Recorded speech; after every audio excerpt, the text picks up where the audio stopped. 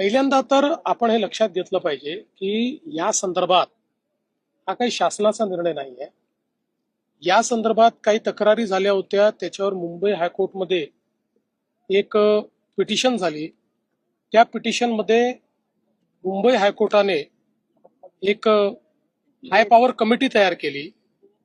या high power कमिटीने एक रिपोर्ट दिला आणि त्या रिपोर्टमध्ये त्यांनी महाराष्ट्रामध्ये अशा प्रकारची कुठलीही एलिफंट सँच्युरी नाही आणि म्हणून अन्यत्र तिला ठेवलं पाहिजे. क्रुएल्टी अगेन्स्ट अॅनिमल अशा प्रकारचे काही विषय त्यांनी मांडले होते आणि त्या आधारावर हायकोर्टाने निर्णय दिला. हायकोर्टाचा निर्णय सुप्रीम कोर्टात चॅलेंज झाला. सुप्रीम कोर्टाने देखील तो निर्णय कायम ठेवत ही जी काही हत्तीण आहे तिला त्या ठिकाणी कुठल्या तरी सँच्युरीमध्ये ठेवावं आणि त्यावेळेस त्यांनी सांगितलं की त्यांना वंतारा सँच्युरीत ठेवा. अशा प्रकारे हा सुप्रीम कोर्टाचा आदेश आहे.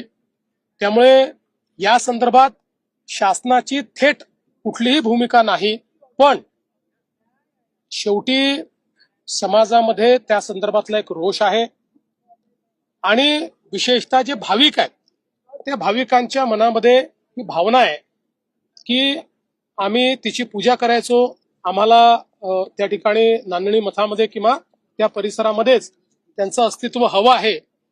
तर निश्चितपणे मला आज त्या ठिकाणी आमचे काही आमदार खासदार माझ्याशी त्यांनी चर्चा केली.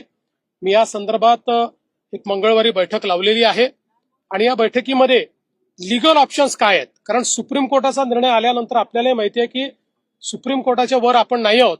त्यामुळे याच्यामध्ये कायदेशीर काय तरतुदी आहेत किंवा कशा प्रकारे आपल्याला परत आणता येईल किंवा काय त्याची वेगळी व्यवस्था करता येईल, अशा सगळ्या बाबी त्या ठिकाणी आपण ठेवू. पण ही मूळ केस जी आहे ही केस ऍक्टिव्हिस्ट आणि ज्यांच्याकडे ही व्यवस्था होती त्यांच्या